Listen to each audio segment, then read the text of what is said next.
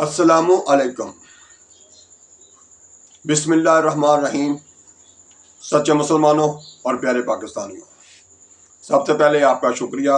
کہ آپ ویڈیو کو باقاعدگی سے دیکھتے ہیں اور خصوصی طور پر اس نیت سے دیکھتے ہیں کہ اس اچھی بات کو ہم دوسروں تک پہنچائیں گے تاکہ دوسرے مسلمان جو ہیں وہ بھی اس پر عمل کر کے اچھے پاکستانی اور اچھے مسلمان بن سکیں۔ اسی طرح سے ویڈیو دیکھنے کے بعد اگر آپ کو اچھی لگتی ہے تو اسے لائک بھی آپ کرتے ہیں، اس کا بھی آپ کا شکریہ۔ جن لوگوں نے چینل کو سبسکرائب کر رکھا ہے ان کا بھی شکریہ، اور جو نہیں کر پائے وہ کر لیں گے تاکہ وہ بھی آئندہ سے ہمارے ساتھ جڑ جائیں اور ہم مل کر اپنے پیارے وطن پاکستان اور اپنے پیارے مذہب اسلام کی مزید سربلندی کے لیے کام کر سکیں۔ پڑھتے رہو درود مومنو، ڈیوٹی یہی تو ہے۔ پڑھتے رہو درود مومنو، ڈیوٹی یہی تو ہے، سارے جہاں کی مومنو بیوٹی یہی تو ہے۔ صلی علی نبینا، صلی علی محمد، صلی علی شفیعنا،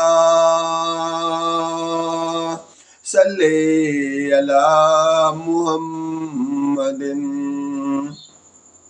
سچے مسلمانوں اور پیارے پاکستانیوں، ہمارے کریم آقا حضرت محمد صلی اللہ علیہ وآلہ وسلم کا فرمان ہے،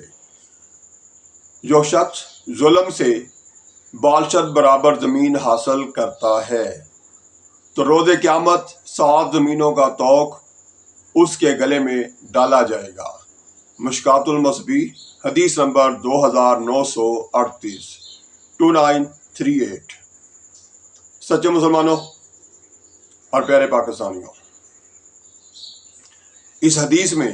ہمارے پیارے آقا حضرت محمد مصطفیٰ خاتم النبیین رحمت للعالمین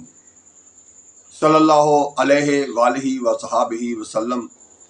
اپنی امت کو بتا رہے ہیں، آگاہ کر رہے ہیں، تربیت کر رہے ہیں، یاد دلا رہے ہیں کہ جو شخص ظلم سے بالشت برابر زمین حاصل کرتا ہے، یعنی ایک گٹھ کہہ لیں یا 4 انچی ٹکڑا زمین کا جو ہے، اگر ظلم سے کسی سے چھینا ہے یا کسی سے حاصل کی ہے یا کسی پر قبضہ کیا ہے تو کیا ہوگا؟ روز قیامت 7 زمینوں کا طوق اس کے گلے میں ڈالا جائے گا، یعنی 7 زمینیں طے کر کے ان کو اس مسلمان کے گلے میں ڈالا جائے گا جو اس نے کسی سے زبردستی چھینی ہوگی یا حاصل کی ہوگی یا قبضہ کیا ہوگا۔ اب ہمیں یہ سوچنا ہے کہ ہم آج کل کیا کر رہے ہیں۔ بھائی بھائی سے لڑ رہا ہے، بہنوں کو سرے سے حصہ نہیں دیا جا رہا، ماں باپ جائیداد تقسیم کرتے ہوئے یعنی برابری کا سلوک نہیں کرتے ہیں، تو پھر وہ جھگڑے کا سبب بنتا ہے اور اس جھگڑے کے ذریعے پھر ایک دوسرے کو مار کٹائی تک، یعنی وہی بہن بھائی جو بچپن میں ایک دوسرے سے اتنا پیار کرتے ہیں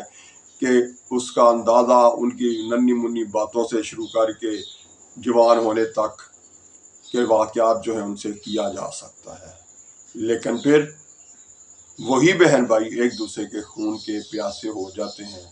اگر ماں باپ نے وقت پر جائیداد تقسیم کرنے کے فیصلے درست طریقے سے نہ کیے ہوں تو۔ بلکہ یہی نہیں، اب تو ظلم